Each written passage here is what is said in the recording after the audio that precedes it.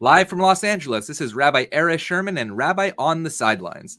This week we are joined by Steve Springer, Los Angeles Laker historian, author of 14 books within the sports world, member of the Jewish Sports Hall of Fame of Southern California, LA Times journalist, and if you're looking for a Kohen, he's the resident Kohen in Southern California. Steve, it's so good to see you.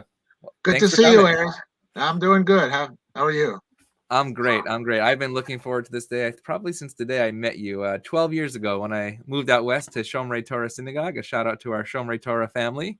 And we talk sports all the time, but most importantly, we actually met in shul. We met in the synagogue. So before we get to the sports world and Magic and Kareem and LeBron and Kobe, let's talk about synagogue. Let's talk about Jewish life.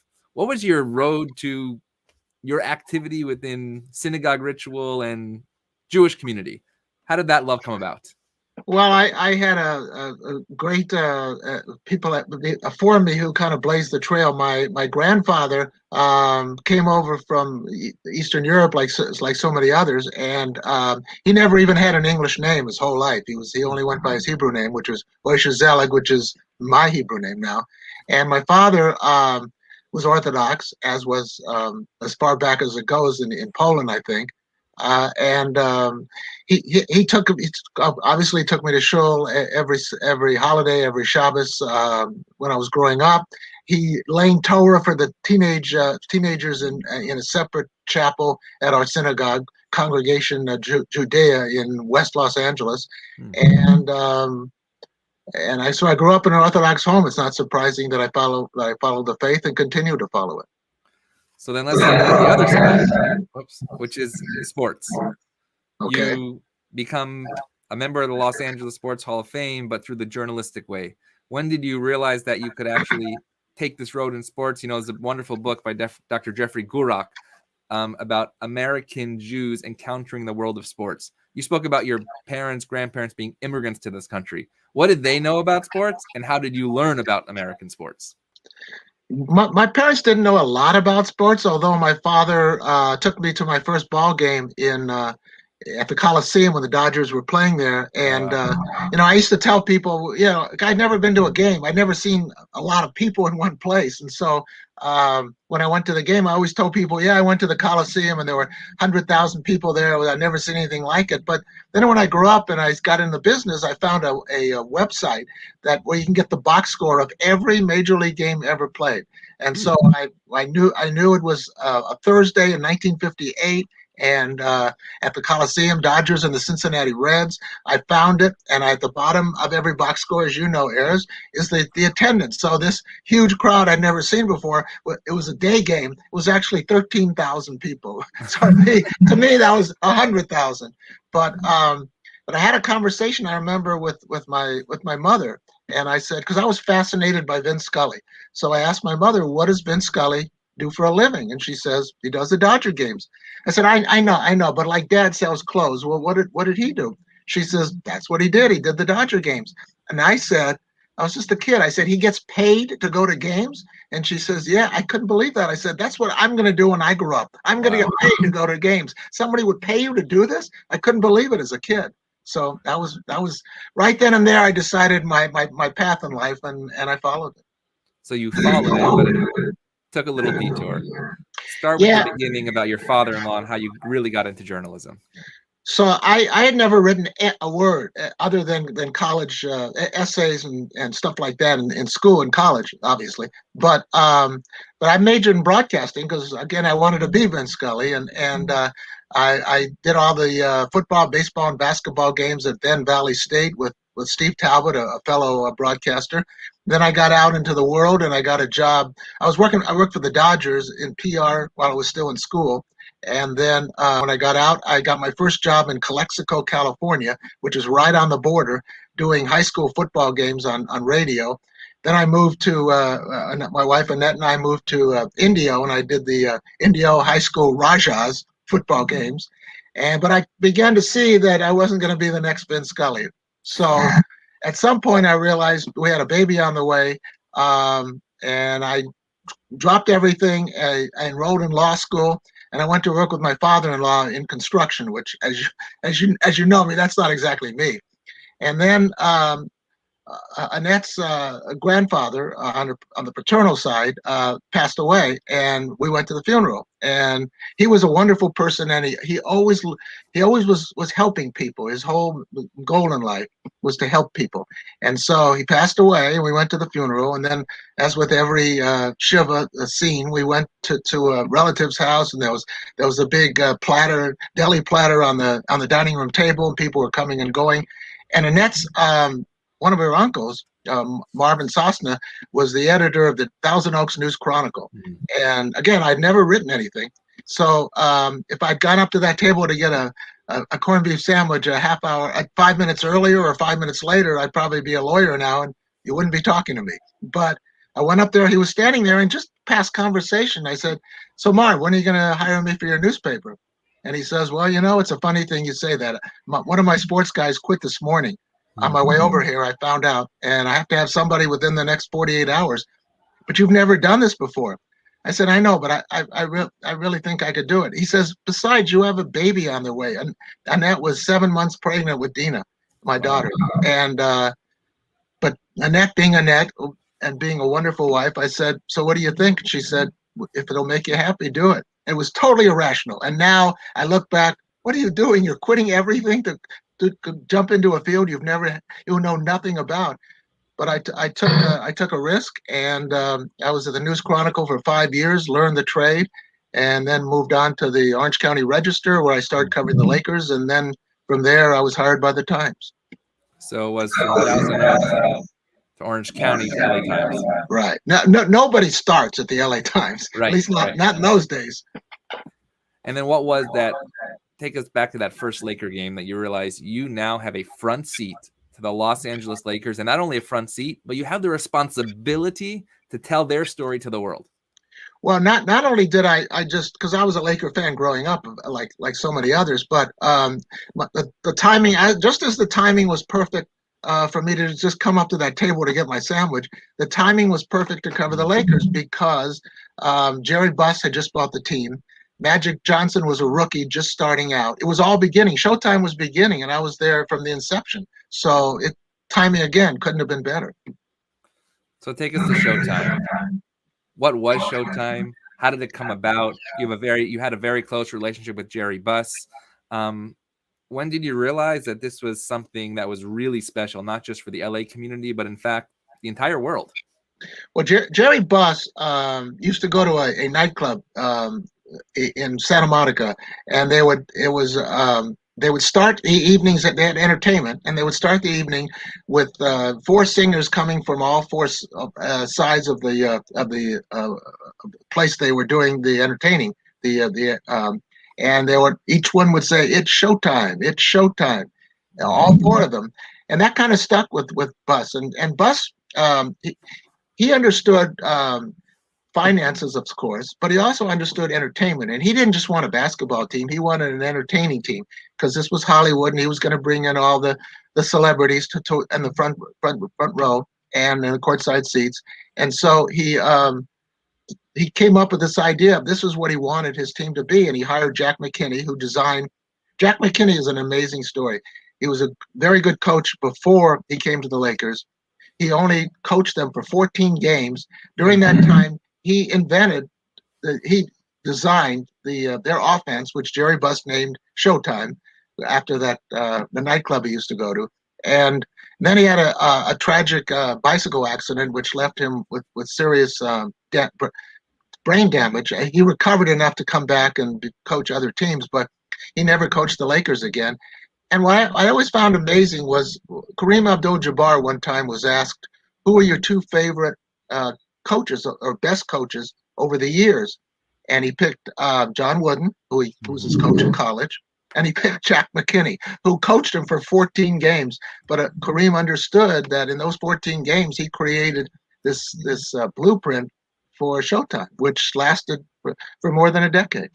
So what was that transition like from Kareem to Magic? Take us to the draft of Magic. Actually, take us to Magic at Michigan State. You've spoken to me a lot about him over the years. And let's go back to Magic in high school. He goes to Everett High School, where basically the school was beginning to be integrated black and white. What was Magic Johnson's role in high school And what did he learn at Everett High that taught him that he could be an impetus for change in society, in the greater society, when he became a Laker? Well, let's go back a little further. When Magic was just a little kid, he went to a Pistons game, and Kareem was then playing for the Milwaukee Bucks. And Irvin slept. I'm sorry, I call him Irvin because Yeah. when you know him, that's his name. But you don't call him by anybody who knows him doesn't call him Magic, but we'll call him Magic for the sake of the show. So little Irvin snuck into the locker room and got an autograph from Kareem. And now, to him, at that moment, that was the highlight of his life. He couldn't imagine it would ever get better than that. So now he goes to high school, and there was a lot of there were busing issues going on, and there was a lot of tension in that school between African Americans and the white community. So the principal, Irvin was probably 16, 17. The principal calls him in, and he calls in the star quarterback for the team, who was white. And he says, "You two have got. I want you two to bridge the gap between black and white. I want you guys, each dealing with your own followers, your own crowd. I want you to see if you can release some of the tension and get these two sides together to live and play and work together." And Magic later told me, he says, "I'm 16 years old, and all of a sudden I'm going to be the peacemaker." But that was his first experience with trying to deal with racism, and had nothing to do with sports, obviously. But he was the star basketball player. He was going to work with the star football player who was white, and he's done that all his life. And one of those times that he's done it is with Magic and Bird. If you haven't watched the movie Magic and Bird, Courtship of Rivals with Steve, you really are a large part of that story. It tells the story of Boston, Los Angeles, East and West, black and white. Two players that couldn't be any different, but at the end of the day, end up being the best of friends to make some difference in our society. Maybe take us a little through that relationship, how Bird would not even speak to Magic, right, when he would see him on the court. But then that moment, I believe, when they filmed the commercial in Indiana, all of a sudden they realize, actually, no, we are human beings and we have stories to tell.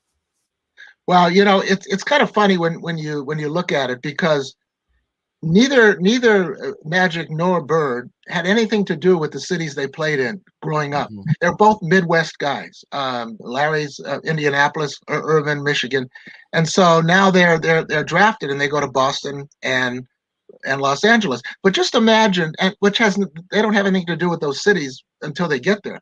Just imagine. Let's flip it a minute. Let's say Bird goes to L.A. and let's say Magic goes to Boston. Now Magic is depicted, because he was a great rebounder, this tough blue-collar guy out there banging people around, showing all the muscle. And Larry playing in L.A. with the blonde hair would have been Larry the Surfer. I mean, it's so funny how they're attached to cities. And everything. Instead, Magic's Tinseltown and Larry's the hard-nosed fighter. But you're right. They didn't. Well, Bird never got over the fact that Magic beat him in the NCAA championship game between the Indiana State and Michigan, and of course Michigan State, and of course it's the highest rated to this day. It's the highest rated basketball game of all time, at college or pro. And so that's how it began. Larry was he just wanted to get back at Irvin in the pros. And then you're right, they had the commercial, and it was actually Larry's mother, when they had a break in the filming, who invited Irvin in for lunch, and they became the best of friends, and the best of players, but also the best of friends. So you traveled with the team all over the United States with the Lakers, specifically Showtime. There was no social media where a player would tweet and we would know what's happening on the airplane.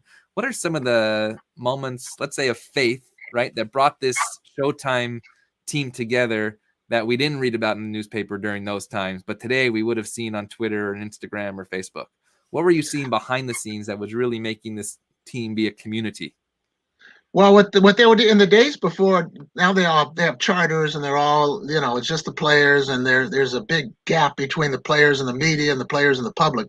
Back then, what the Lakers would do, they would buy out first class on our flight and seal it off. So we had like our own little living room away from all the riffraff, and it was just us.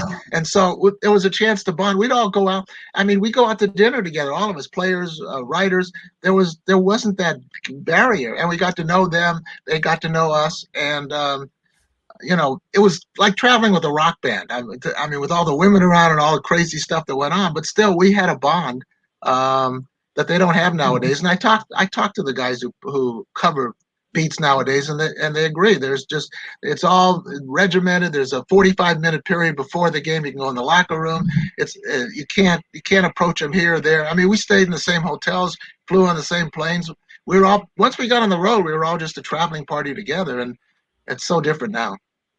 And now that you played with him, even in the good times, maybe take us to that moment when Magic Johnson found out that he had HIV, and I believe, right, you were at that press conference, and what did that moment look like for Magic Johnson as a human being, realizing that his life was about to change? Well, at the time, AIDS was still relatively new to a large segment of the population. So I didn't know, and Irvin later told me he didn't know that there was any difference between HIV and AIDS.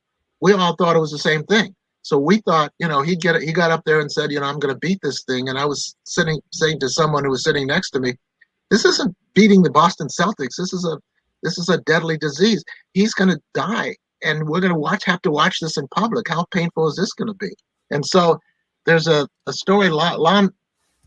To back up a little bit, the Lakers were playing an exhibition game. They had just gotten into Salt Lake City. They were playing an exhibition game that night before the start of that season, and Irvin got a call from Lon Rosen, who was his agent, saying, Doctor.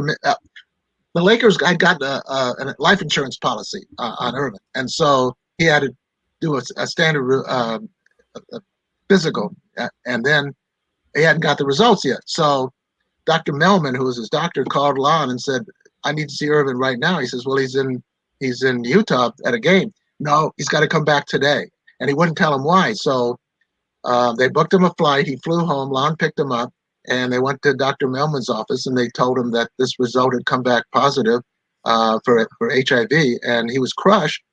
So he didn't want to go home and face Cookie, his wife. Mm-hmm. And so he and Lon just went to a little fast food place, and they were sitting outside eating. And it's one in a million. This woman walks by, and she does the double take when she sees Magic, and she comes over. She goes, "Oh, Magic Johnson, I work for the AIDS Society. If there's any way, just a word from you, anything that you could tell people, it would help us. It would help raise money. Anything you can do." And then they finish the conversation. She walks away, and then Magic turns to Lon and he says, "Now I'm one of them." So after that press conference, Jerry Buss collapsed in Kareem's arms in backstage. It was just crushed. It was just hard to believe.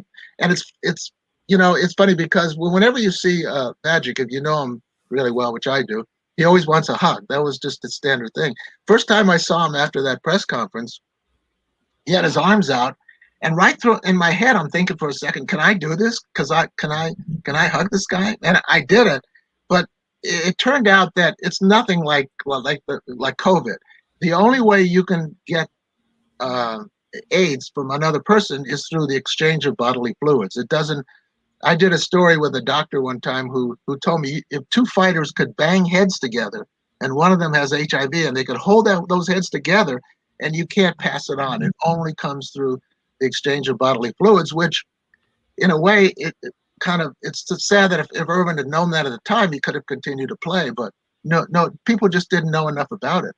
The good thing for him was that he came along. This disease hit him just at the time when they were really starting to develop the kinds of drugs that could control HIV, and he got the best, and he was able to take as long as he took his medication, which he still does.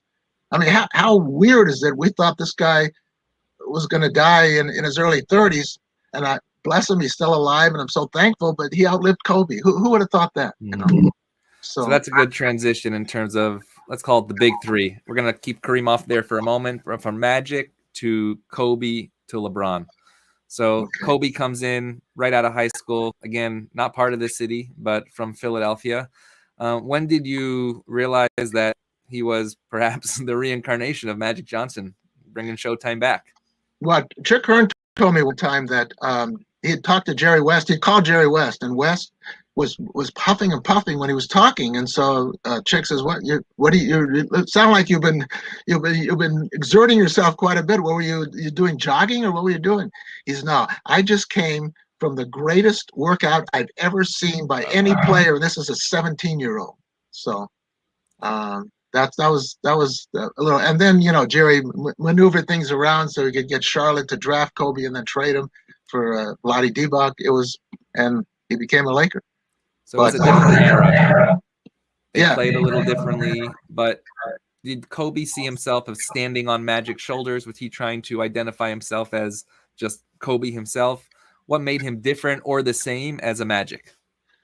well, he loved he knew about, of course, knew about Magic and Kareem and all that, but his mission that he set for himself was to equal Michael. He wanted to be Michael because Michael was the guy at that point, and he wanted to do everything Michael did. He wanted to emulate him. He wanted to learn from him. He wanted to beat him. So his fixation was on Michael Jordan. Yeah, of course. And what do you think his legacy was before he passed away in terms of his life and his career as a Laker? Better, worse, same? How did that compare? Well, you can make the argument that he's right there. He won 5 titles, the same as the Showtime Lakers. He obviously he was unparalleled as a shooter, as a player, as an all around, as a dynamic guy who wanted to be the Black Mamba, the guy who was mean and I'll tell you the story to show you that there's another side to Kobe which I really liked and I got to know and most people don't know it because he didn't. Before you tell that story, I want to share the story, share the picture right here. This is a picture of Joey and Kobe, and maybe you can share that story of who Black Mamba was off the court that we didn't really see. Okay, so Joey was the son of a woman, Linda Heredero, who my wife worked with, and unfortunately Joey got terminal cancer in his early 21, 22, and he was obsessed with Kobe, and he worked hard on his medication and his to taking all the medication and all the work he did based on Kobe's work ethic, and so his dream in life was to meet Kobe Bryant, and so Linda asked Nado asked me if there's any way he could. Now Kobe did a lot of charity work, but he didn't want anyone to know about it. He thought it should be private, and he had a rule too that he would do all the Make-A-Wish and all the charity events that he could attend, but he never did anything in the playoffs because to him the playoffs was separate. He had to concentrate. He just took time out from charity work during the playoffs. So I went to him and I asked him if he'd make an exception for this kid. By that point, Joey had already had a leg amputated. He was he didn't have it was terminal. He had a terminal case of cancer, and Kobe said, yeah, he'd do it. And so the Lakers got Joey and his family parking passes and tickets, and when the game was over, it was a playoff game. We all went down in this at the bottom of Staples Center and waited. And when Kobe was done, he came in, and immediately he interacted with Joey. It was like they'd been best friends. Hey, where'd you sit tonight? I sat there when I was a kid. On and on and on. And Joey had 106-degree fever the day before, and he told the doctor he was going anyway. So the doctor said, "Well, then you have to get this sign from me if I'm going to let you go." So he kind of apologized to Kobe. I'm sorry I brought all this stuff, and Kobe said, "Don't worry about it. Once I start signing, I can't stop." So he signed everything. Then Kobe said, "All right, everybody up, pictures." So he took pictures with everybody. And so when it was done, he was walking out the door, and I went to shake his hand. And he said to me, "I don't want to see this anywhere. I don't want you to write about it. I don't want to see it you on TV talking about it. What I do because not for a pat on the back. I do it because it's the right thing to do. If you need anything ever like this again, you come to me privately, but no one needs to know that I do this." And so I honored that for a long time until Kobe agreed.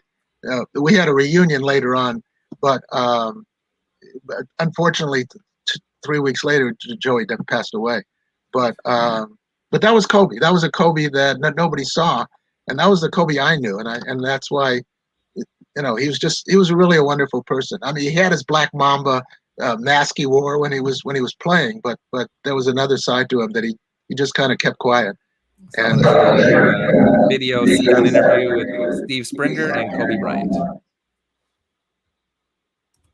Yes, to be honest, what are you going to miss most about being around here at Staples Center on the road? You know, like outside of the game, it's always relationships and the camaraderie with teammates, and even dealing with the media to a certain extent. You know, because that's all part of it, right? But nothing supersedes the game. I mean, I grew up here, you know, and a lot of the people that work here actually came from the Forum. They've watched me grow up from 17 years old till now. Is there a sadness, a trace of sadness in the fact that it's coming to an end? No, it's I'm thankful. I'm not sad at all.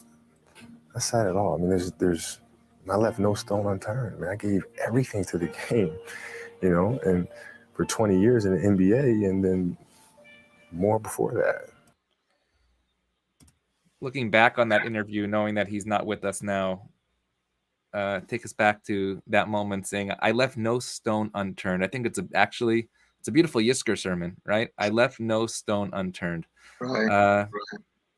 Your thoughts on that? Well, it still hurts. I mean, it was so. I mean, any accidents is unnecessary, but this one was just so unnecessary. And I think people saw another side of Kobe, but his life after. You know, I'll tell you, he was. I wrote a book with Karan Butler, and supposedly, and we're going to get to that next. It's going to be made into a movie. Mark Wahlberg's already committed to it. So when I saw Kobe after that, he says, "Hey, congratulations on the movie. You're going to win an Oscar." And I said, "Kobe, it's a sports movie." He says to me, "No. Whatever you do, you go for the top. If you're a basketball player, you go for a championship. And if you make a movie, you go to make an Oscar." And ironically, Kobe won an Oscar for his basketball short that he did. So, I mean, that other side of him that came out after he quit playing and all the potential he had ahead of him, it was sad enough, but that even made it sadder. So there's an obvious trust between you and Kobe, just like you and Magic. But you said Kobe's living in a different era. How did you gain that trust with Kobe in the way that you could sit down and speak like that freely with him? Well, he you know, I was always around, and he knew, you know, who I was and what I did, and so we just got along well. And my son Alan, who's now in the business, Alan's working for Sports Illustrated. He's had his own relationship with Kobe. And it was kind of a family affair. Kobe did a funny video for us right before Alan's marriage to Lauren, which we showed at the rehearsal dinner. So that he would always do those little things. I mean, I never had any trouble approaching him. He actually wrote the foreword for me for Karan's book. So let's talk about Karan's book for a moment. Tough Juice. I'm a Syracuse guy, so it was hard to read a UConn success story. But Karan is an amazing story, and it's Rabbi on the Sidelines, intersection of sports and faith. Let's talk about Karan Butler, his story and his faith story. You were gracious enough to connect Karan to Sinai Temple here, and he came to Sinai Temple basketball camp, a highlight of our camp over the last couple of years.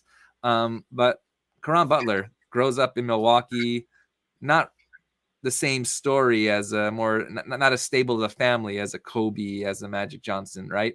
How does Karan take his story there, and why did you find it so? He didn't play for the Lakers, but you found it fascinating that you wanted to take his story on to tell it. What's so special about Karan in that moment of faith that he has? Well, actually, Karan played for the Lakers for 1 year. So right. Sorry. Yeah. So no, I mean, it was an incredible story. He grew up in total poverty. He was a drug dealer at the age of 11. I mean, he had. There was a group that was selling drugs, and they did it in the basement of his house, and they tossed him what they called crumbs, and he started to put these in little blue bags, and he had a paper route. So he'd get up at 5 a.m, wrap his papers. He had a little red wagon. He put these little bags of cocaine, crack cocaine in the wagon, and on top of that he put the layer of papers, and then he'd walk down the street. He'd toss a paper. Someone would come over, ask for a little bag. He's charged $40 for a bag of crack cocaine. He sold that. Then he went back tossing papers. It was unbelievable. And he was making $400 a day as an 11-year-old. And then he got, he grew up and he got into gangs, and the police were always after him, and he was arrested something like 15 times. But then he wound up in solitary confinement in a juvenile facility. And then when he got out, his mother shipped him away to the East Coast, where he went to a prep school. wound up going to UConn, became a star there, and wound up in the a first-round draft choice picked by the Miami Heat. And he now lives near me here in Walnut Acres in the San Fernando Valley, and got 3 great daughters, great wife, wonderful family, and all that's. And now he goes back to Racine, Wisconsin, which is the ghetto where he grew up, and he now drives around in the patrol car with the guys who were always arresting him, trying to keep the peace in town, and does all these charity events and gives away bicycles and coats in the winter. He's an amazing guy. He really is. So telling his story, I believe, is a way of changing things, changing children, changing communities. Is there a story or two that you have written over the years that you realized that when you wrote these words on paper, or let's say on a screen nowadays, that this was going to make not just reporting an event or reporting a game, but this had the ability to change something, not just in sports, but outside of the world of sports as well? Yeah, I mean, you have an amazing platform, but you also have an amazing responsibility when you write, and especially back in the day when everybody bought the newspaper. The LA Times on Sunday had over 1 million readers, which they figure 3 to 5 people read a newspaper. So you got an audience of 5 million people. One of the things I did after the riots here in the 90s, the Watts riots, I sat out with Magic, and I did a Q&A with him in which he started talking about building up the black neighborhoods, about bringing in industry, about bringing in stores and jobs, and that story got a great acclaim. I did a story. I was part of a group. We broke down a gambling operation, which, based on my story, the FBI interceded and shut this group down. But I'll tell you, I learned that you can have an influence in so many different ways, and I'll tell you a real quick story if I could. So I was covering the Dodgers one night, and I'd just seen the movie Saving Private Ryan, which I'm sure you remember, about World War II.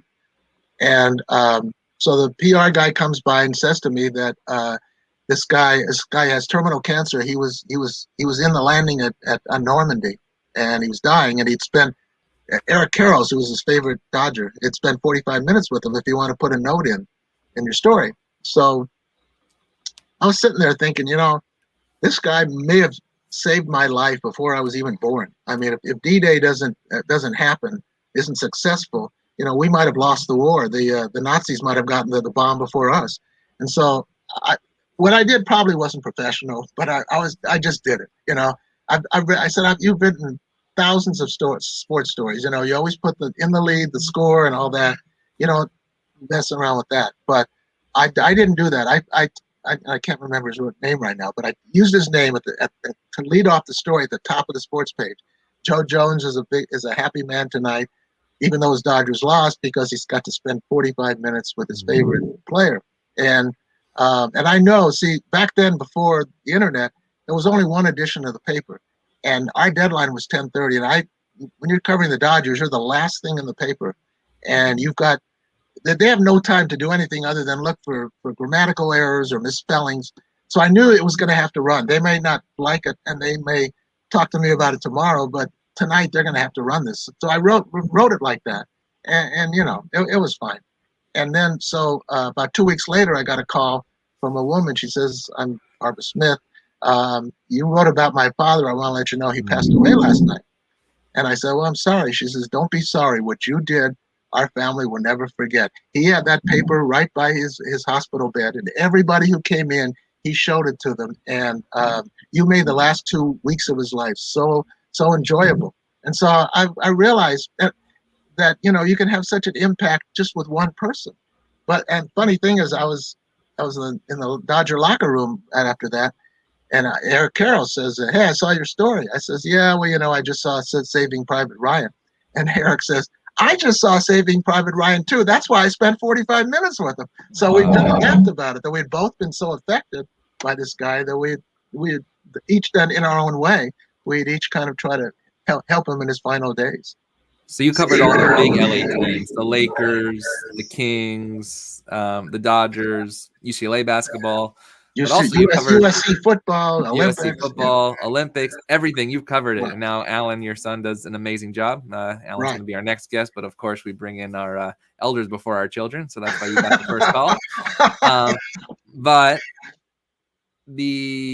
boxing you've also covered, and one of the people you've covered was actually Dmitry Salita, who is a Russian Jew. Right.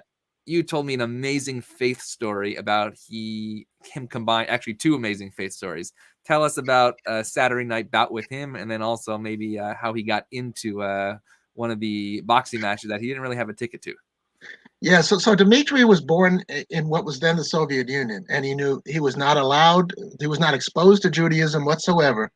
And then he came to America, and his mother passed away, and he wanted to. He understood that there was a Kaddish and a way to memorialize her, and so he went to services at a Chabad in New York. He was living in New York. He went to a Chabad there, and he never left. And he became Orthodox. He went from not even knowing what Judaism was to becoming Orthodox. And so I'll tell you the one story first is that he. So one night I was covering a fight at Madison Square Garden, and I was walking in, and there I see Dmitry standing off to the side, and I said, "Dmitry, you coming to the fight tonight?" And he had his head down. He was kind of naive at that point. He didn't really understand New York quite. He's like, "I can't." I said, "Oh, you don't have a ticket?" He said, "Well, actually, I bought a ticket on the street from someone, and it turned out to be a phony ticket, and now I can't get in." Oh, come on, you're not going to stand out here. So I came to the door and I said, I have my credential. And I said, this is a fighter. He needs to come in too. And the guy looks at him, the bouncer looks at him, and he says, well, how do I know he's not going to cause me problems? I said, he's an Orthodox Jew. He's not going to cause you any problems. Let him in. So he got in that way. But after he became a professional fighter, I think it was the MGM Grand. We were in Vegas. It was a Saturday morning, and somebody called me. We're staying in the same hotel, the MGM, of course. And he said, could you come up to Dmitry's room at 9 o'clock? We need a minion to do the Shabbos morning services. So, I mean, that's the kind of relationship I had with him. But he would fight on Saturdays on Shabbos, but he wouldn't fight until normally he was just starting out his boxing career, and those guys fight early, and then the big fights take place 8, 9 o'clock at night. But in Dmitry's case, he would only fight after the sun went down. So they allowed him to fight later on the card. So he was in the locker room waiting to fight, and it was the sun had already set. So he decided to do with his manager, trainer / rabbi to do a Havdalah service. And so they light the candles, do everything, and the other fighters are standing around watching. And so one of the other fighters, I think, lost his fight, and he comes in the locker room. And he says to Dmitry, could you teach me how to do that thing with the candle where it helps you win? Because Dmitry won his fight. He says, could you teach me that thing with the candle that helped you win the fight? And so in the minds of these other fighters, lighting that candle and doing the Havdalah was the way to win a fight. So I thought that was pretty funny. Ben Kodesh Lechol, to separate the sacred from the ordinary. The other let me one other real quick story about faith and sports. So one year there was a fight that was happening during Pesach, one of the first 2 days of Pesach, and so so many people, not a lot of fighters, but so many people around boxing, promoters, publicists, writers, are Jewish. So actually, Alan and I worked on this together. We came up with this idea because you after the fight you do the interviews, you do all the stuff, and by midnight everybody would be free. We spread the word. We wanted to have a Seder at midnight in the MGM Grand. We got the kitchen, the cooks at the MGM cooked us everything, chicken soup and chopped liver and everything. We had a real good turnout at a ballroom. We got I forgot how we got the Haggadahs, but we did. And we had a one of my most memorable Seders. It was my wife came with my daughter, and Alan was already there working, and we got a full table, and we had a Seder from midnight to 2 a.m. Great Seder. So when I ask, is there faith in sports? How would you answer that? It's obvious. Every player scores a touchdown. The first thing he does is look up to the heavens. I mean, whatever your religion, everybody, athletes as a rule are very superstitious, and religion is a big part of what they have to wear. They're crazy, and they have to eat the same food at the same time if they win, and if they Rogi Bashan, who used to be the goaltender for the Kings, he would, if he lost a game, he would drive a different way home than normal. And so someone said, we must have tried every street in LA because he lost a lot of games. But anyway, they each, in each faith, faith is a part, and they believe that, I mean, it gets ridiculous when they talk about God's rooting for our team versus the other team. That's a little far out, but no, they're all, their faith is all through sports for sure. And then you've done some pretty crazy stories too outside of the major sports world. One is Captain Phil Harris on your time on a fishing boat, I believe. Tell us that story, and how do you find these people to tell these stories, and why was that story important to tell? Well, it's from a show called The Deadliest Catch, which is on the Discovery Channel. And to tell you the truth, I had never even heard of it. And so they called me and asked me if I'd be interested in doing this book on Captain Phil Harris, who had passed away, but he was one of the most colorful characters in the. I mean, these people are all crazy. It's one of the most dangerous jobs in the world, crab fishing in the Bering Sea, and over a period, I forgot that when I did the book, I had the numbers. Something like 10 years, 27 fishermen had died. I mean, you're dealing in water that's 55 below zero. We can die of hypothermia. There's ice. It's just incredibly dangerous. And so I asked Alan. I said, they want me to do this book on Deadliest Catch, and Alan said, "Dad, you have no idea how popular this show is. It's the biggest thing on TV." So I did the book, and I went up to Alaska. I went to Kodiak Island. I got on that fishing boat. I was in Anchorage for a while, and these guys are all nuts, but they're fascinating characters. And I even though it was crabs, I've never eaten crab, but I enjoyed doing the book. It was the only book I've really done that had nothing to do with sports, but it's a lot of fun. And in a way, when you write about something that you don't know about and you have to learn, you relate to the audience, and it's actually a good thing. When I got hired, when I got assigned to cover the Kings, I'd never seen a hockey game in person, and so. But the thing is, when you write about people. People are people, whatever they're at. You can learn the rules, but it's Wayne Gretzky is a fascinating character. It doesn't matter that I didn't know anything about his game. I just knew that he was worth learning about. So. I know after that Captain Phil Harris, we saved you the Gomel Aliyah, which you came back quickly and said a nice Aliyah for your health return from Alaska. Oh, right. I love how you say you talk. It's not about the sports; it's about the person. And two things. First, I actually want to share something that most people don't know about you and your advocacy for the special needs world. Maybe tell, who are you, Steve Springer, as a person outside the sports world, and why special needs is so important, not just to you, but to obviously me and our community as well. Well, obviously my daughter was born with cerebral palsy, and she was actually the poster child, national poster child for 10 years.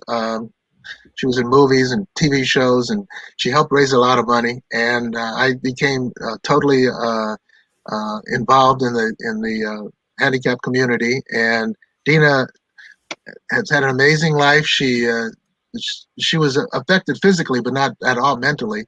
Actually, she's a genius with the way she handles numbers. And she went to college. She graduated from college. She got married to someone who also has cerebral palsy, Daniel Garcia.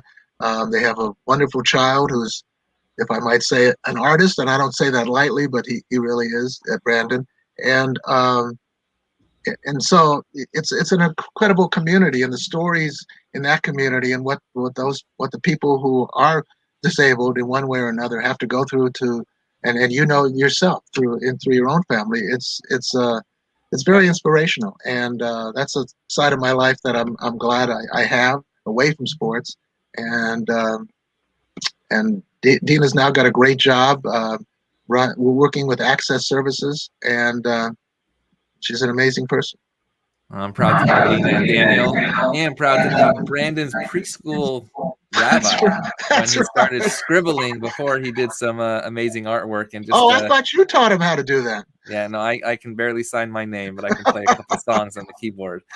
And that connection between sports and faith, and within that world of hope and inspiration, I think, that is your story, and that's our story as well. You were named part of the Jewish Sports Hall of Fame of Southern California. what does that mean to you, representing not just the sports world, but also the faith world on a larger level? Oh, it was a wonderful tribute. All the famous names that are in that Hall of Fame, and it is a real honor just to say that that's on my resume, and I'm proud also, not because not just it's a sports award, but it represents Judaism, which is more important to me than sports. So I'm glad about there's that. been a lot of change in the world, specifically the sports world, over the time that you started coming in with Showtime till today. What has been that change, and what do you see the change, either for the good or the not so good, coming forward in the sports world that will predict the future? Well, I think there's good and bad. I think I'm obviously, if I was a professional athlete, I'd be thrilled with the money. I mean, it's so much different now, but in a way, it's created, as I said before, it's these gaps between the players and everybody else because they're just on a totally different financial plane. Walter O'Malley one time, before free agency came along, players in baseball were tied to their club, and then free agency was coming along. It came along after Sandy Koufax had retired, but so Walter O'Malley, who was then the owner, was asked, what would you have had to pay Sandy Koufax if he was a free agent? And O'Malley said, Sandy and I would have been partners. So that the money is just, I mean, it's created an inability for many people to even afford going to games. It's great for the players. I mean, I don't begrudge them. If they didn't get the money, the owners would get it. It's not like they were going to hand it out to the poor. But the plus side is that a lot of athletes like LeBron James and others have gotten involved in social issues, have gotten involved in battling racism, have gotten involved in voter registration, have spoken out. One of the right-wing conservative hosts on Fox had said that LeBron ought to just shut up and dribble.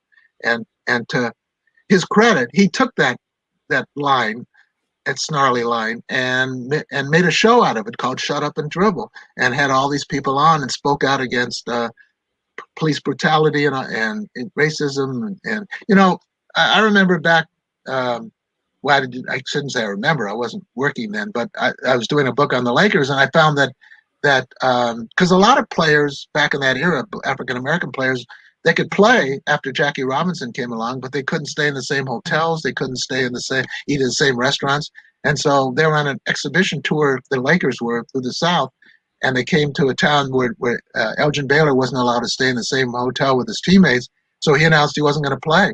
And the promoters, because on those barnstorming trips before the season starts, those games mean life or death to these small towns. And so the city fathers all got together. They were frantic, and they changed the rules and allowed him to stay just that one night. He could stay in the hotel, and so he played in the game.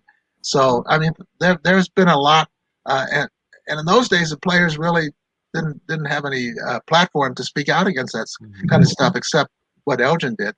But nowadays, I think it's great that they all do speak out. They should. I mean, they're citizens. They're human beings. They have things that they see are unfair, and now they talk about it. And so this morning, you have a Koufax story, a Jewish Koufax Dodger story for us. Which one? Which one? Ooh, the Yom Kippur. Yeah, sure. Well, the great line from that. So Sandy Koufax, everybody knows, didn't pitch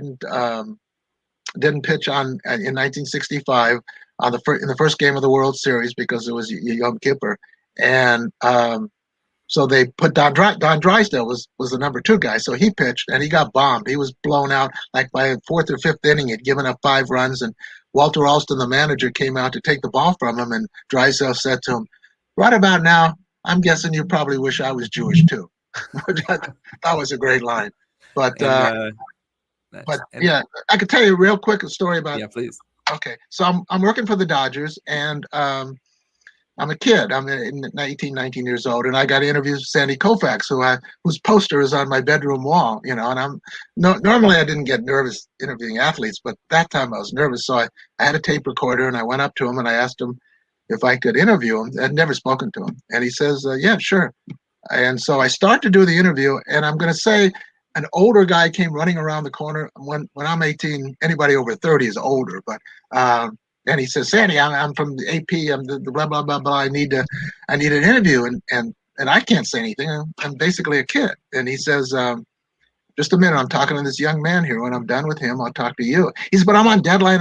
And Sandy says, I don't care if this kid's only going to play this tape for his parents and your story's going to go to 1 million people. I said I'd talk to him first, and I'm going to talk to him first. And I'm like, yes. So that was kind of cool. But no, but I think that tells a larger story of the human touch of what we don't see, right? You don't write that story, but you feel that story. And today you tell that story because it meant something to you, just like Eric Karros and the Private Ryan and all the stories that you share. Right. Steve, it is a pleasure. I know this was a long time coming. It's always been a pleasure to daven with you. I missed our Yom Kippur Kol Nidre walks home together. Yeah. But I know over the years we have stayed in contact, and I know all of the stories that you have told over the years have made such a difference, not just to your audience, but to the sports world, to the Jewish world, and to the world at large. Steve Springer, Los Angeles Lakers historian, Los Angeles Times journalist, member of the Jewish Sports Hall of Fame, but as we like to say here on Rabbi on the Sidelines, a good old